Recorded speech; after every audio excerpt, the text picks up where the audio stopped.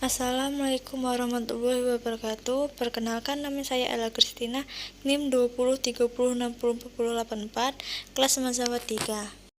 Dengan dosen pengampu Ibu Dispa Lindian Handayani, SEI, MEI. Baiklah, di sini saya akan menjelaskan model manajemen strategi konferensi.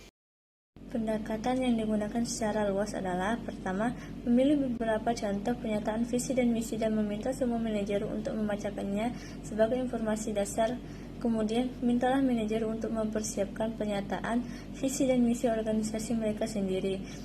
Selama dari proses pengembangan pernyataan visi dan misi, beberapa organisasi menggunakan kelompok diskusi yang beranggotakan para manajer untuk mengembangkan dan memodifikasi pernyataan yang ada. Beberapa organisasi mempekerjakan konsultan atau fasilitator luar untuk mengatur proses dan membantu menyusun kalimat. Terkadang orang luar dengan keahlian proses secara lebih efektif dibandingkan kelompok internal atau komunitas manajer ke perusahaan agar bagaimana sebaiknya mengkomunikasikannya visi dan misi untuk semua manajer, karyawan, dan konstituen eksternal organisasi dibutuhkan. Ketika dokumen ada dalam bentuk akhir, beberapa organisasi bahkan membuat rekaman video untuk menjelaskan beberapa pertanyaan bagaimana hal tersebut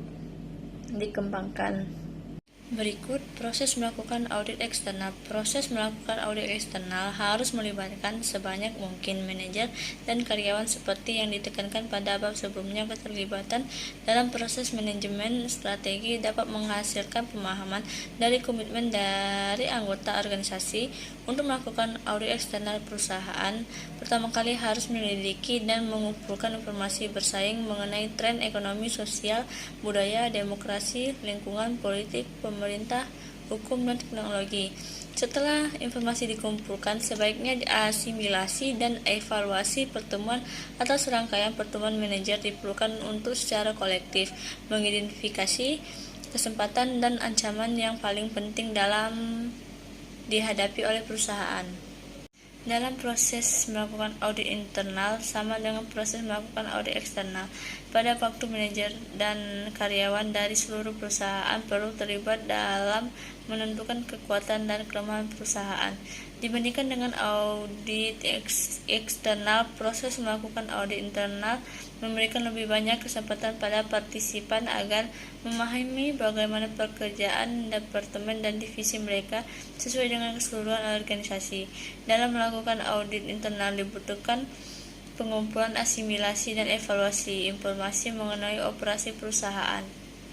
Berikut tujuan jangka panjang. Tujuan jangka panjang mempresentasikan hasil yang diharapkan dalam mengikuti strategi tertentu. Strategi mempresentasikan tindakan yang diambil memenuhi tujuan jangka panjang.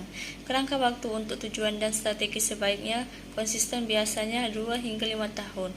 Tujuan jangka panjang dibutuhkan pada level korporatif, divisional, dan fungsional. Dari semua organisasi, tanpa tujuan organisasi akan berjalan tanpa tujuan yang tidak tahu akhir tujuannya. Sulit untuk membayangkan organisasi atau individu menjadi sukses tanpa tujuan yang jelas. Mungkin Anda telah bekerja sangat keras beberapa tahun terakhir berusaha untuk memperoleh tujuan agar lurus dan meraih segelar sarjana bisnis kesuksesan. Bukanlah terjadi secara kebetulan, namun itu adalah hasil dari kerja keras yang diarahkan untuk memperoleh tujuan tertentu. Karena hal tersebut merupakan pengukuran penting akan kinerja manajerial. Tujuan tersebut memberikan arahan, memungkinkan sinergi bantuan dalam evaluasi, membutuhkan prioritas, mengurangi ketidakpastian, meminimalkan konflik, menstimulasi usaha, dan membantu dalam alokasi sumber daya maupun desain pekerjaan. Dalam proses membuat dan memilih strategi, penyusunan strategi tidak perlu mempertimbangkan semua alternatif yang layak yang dapat bermanfaat bagi perusahaan, karena tidak terbatasnya tindakan yang mungkin dilakukan serta cara-cara. Implementasi strategi adalah proses mengubah rencana strategis kerja di tindakan, mengeksekusi rencana pemasaran baru untuk meningkatkan penjualan atau menggunakan perangkat lunak manajemen kerja baru guna meningkatkan efisiensi. Rencana yang sama pentingnya dengan implementasi. Ada beberapa isu sentral manajemen untuk implementasi strategi, yaitu salah satunya menentukan tujuan tahunan, yang kedua menurunkan kebijakan, yang ketiga mengalokasikan sumber daya, dan yang keempat mengganti struktur organisasi yang ada. Implementasi strategi yang susah bergantung pada kerjasama antara seluruh fungsional dalam organisasi. Departemen pemasaran umumnya bertugas dengan mengimplementasikan strategi-strategi yang membutuhkan peningkatan signifikan dalam penerimaan penjualan di wilayah baru dengan produk baru atau yang telah ditingkatkan.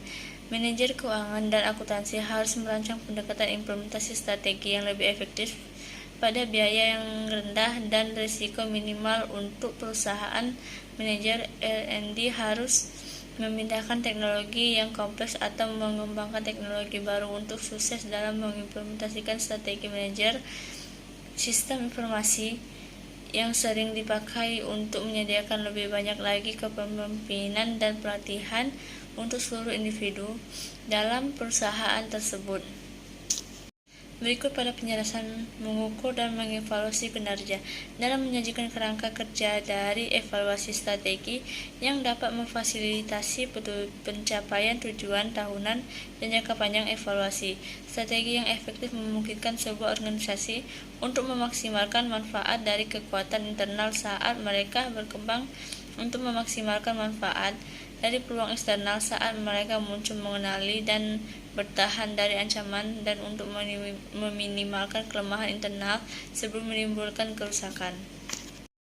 Baiklah, itu saja yang bisa saya sampaikan. Terima kasih. Assalamualaikum warahmatullahi wabarakatuh.